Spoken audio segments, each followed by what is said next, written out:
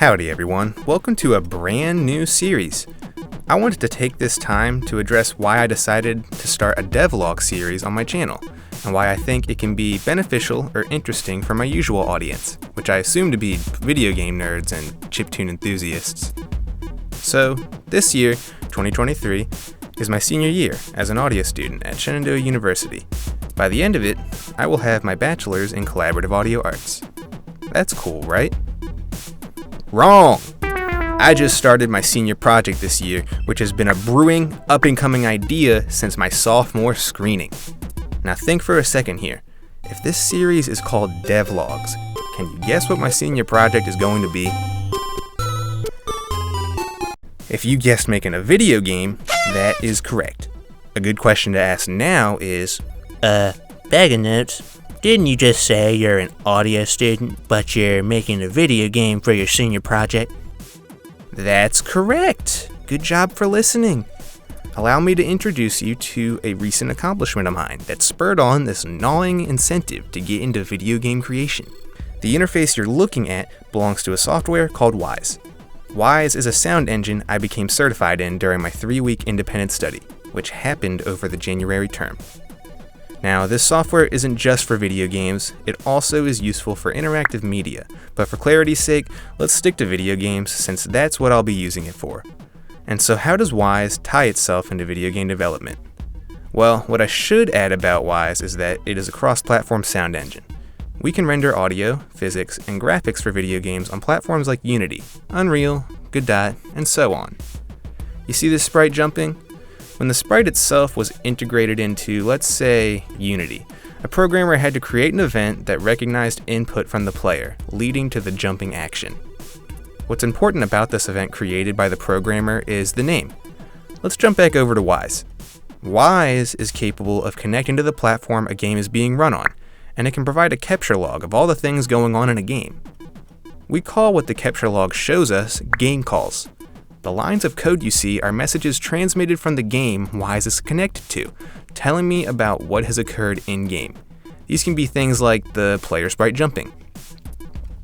When I am given the names of the events from the game engine by the programmer and confirm that these events are recognized in Wise through the capture log, I can then create an event of my own.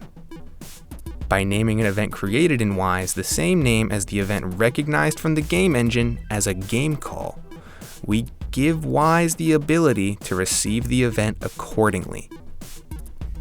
Let's just acknowledge that I have created an event in Wise that is named in accordance to what is named in a video game. Moving forward, here is an SFX object I created for a sound played in a game. If I click the event I created in Wise, there is a library I can drag SFX objects into, which you can see I did here.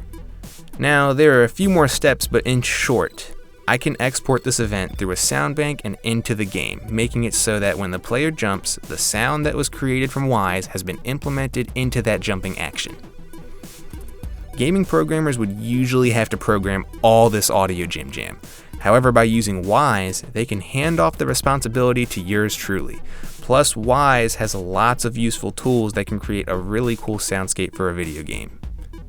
Okay, so to conclude this story, Wise is epic, and I got certified in it. I plan to get certified in other areas of Wise this year, as well as dive into Unity. I'm getting help from some pretty cool folks who run classes in my augmented and virtual reality minor. Also, my awesome main advisor from my bachelor's program said it would be cool if I documented this journey. So here we are. That still doesn't answer why this is relevant to you, but let me explain how it might be. I feel there are many people in shoes similar to mine who want to dive into creating a video game, but they aren't sure how, they're hesitant because of what little they know, and everyone on the internet that they look up tutorials for is just a friendly know-it-all, who used to be in your shoes. I want to take advantage of the fact that I pretty much know nothing about making video games and am simply a passionate guy. If I document my journey into making a game independently and share with you my ventures, it may serve as a huge eye-opener for you. Either way, these videos will at least be good for me, so yay. Okay, I'll close things off by stating my goal. My senior project is 2 semesters long. I am anticipating 2 more certifications from Wise, as well as a very deep dive into Unity. I plan to create art assets on Sprite, then my music and sounds on either FamiTracker or Ableton. Since I'll be learning and applying at the same time, my scope feels a bit like a moving target, but there is at least an overall goal, which is to make a game with whys involved.